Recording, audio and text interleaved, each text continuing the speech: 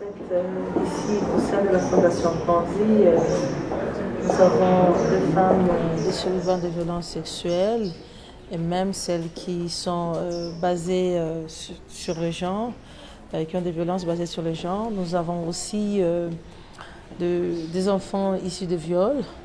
Nous avons des jeunes filles ou adolescentes qui ont eu des difficultés, c'est pour cela qu'elles sont au sein de notre service.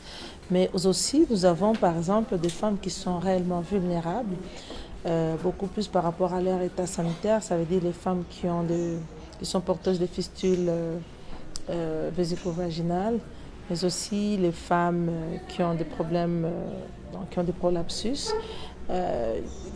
Et aussi celles qui ont des problèmes gynécologiques et d'autres femmes vraiment qui sont vulnérables dans leur communauté, qui ont été prouvées par la communauté qu'elles sont vraiment vulnérables.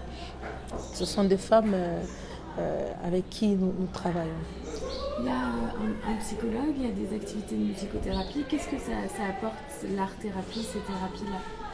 Bon, en fait, la musicothérapie ou l'art-thérapie fait partie d'une approche parmi nos 4 piliers. Donc nous avons le pilier psychosocial qui a plusieurs approches et une de ces approches c'est la musicothérapie, juste pour essayer un peu d'aider ces femmes à sortir de cette situation je veux dire, donc sortir de leur passé quoi. Donc c'est un peu sur le plan mental. Parce qu'avec cette musicothérapie, nous avons trouvé que même l'état de dépression a pu vraiment sensiblement baisser en rapport avec quand elles arrivaient et qu'elles n'avaient pas encore fait cette approche. Donc, c'est ça. C'est un vrai effet thérapeutique. Oui, c'est un vrai effet thérapeutique. Oui, parce que dans ce pilier, nous avons plusieurs approches. Comme je l'ai dit, il y a la musicothérapie, nous avons la danse-thérapie, il y a celles qui font même le karatéka ici. Nous avons, c'est vrai, des counselings individuels. Nous avons d'autres approches, donc même la sociothérapie. Donc il y a tout ça. Oui, tout ça, ça va avec l'ensemble. Ça ne pourrait pas être que de la couture ou que l'aspect médical. Non, mais tout ça, c'est toujours dans le même paquet. On essaie de voir comment assister ces femmes sur le plan psychologique, comment le faire sortir de leur état qui était déprimé au départ, pour qu'ils puissent se sentir mieux et mieux réinsérés dans la communauté. Il reste combien de temps en moyenne?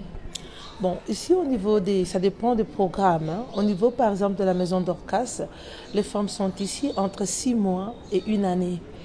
Nous avons par exemple au niveau de la Cité de la Joie, les filles font là-bas 6 mois. Mais lorsqu'on est dans un programme, par exemple en milieu rural, avec le programme de Dorcas rural, là les femmes sont dans le programme, les jeunes femmes sont dans le programme pendant 3 ans. Et j'avais aussi oublié, par exemple, nous avons dans d'autres sites, dans des carrières minières, nous avons des femmes prostituées, donc les professionnels du sexe. Nous avons aussi les enfants qui viennent des carrières minières où nous essayons de les rééduquer. Pour ce groupe-là, c'est pour 3 ans aussi. Et par exemple, avec le programme de Ushindi qui est financé par USAID, donc les femmes restent dans ce programme pendant 1 année. Qu'est-ce que vous avez envie de développer aujourd'hui? Est-ce qu'il y a des choses que vous voulez mettre en place qui n'existent pas pour l'instant? Bon, en fait, nous essayons de voir les choses par rapport à notre contexte. C'est vrai, quand on essaie un peu de regarder notre plan stratégique, c'est vrai, nous visons beaucoup plus dans le cas d'abord d'améliorer la qualité des services. Donc, on veut encore faire plus dans le cas de prise en charge médicale.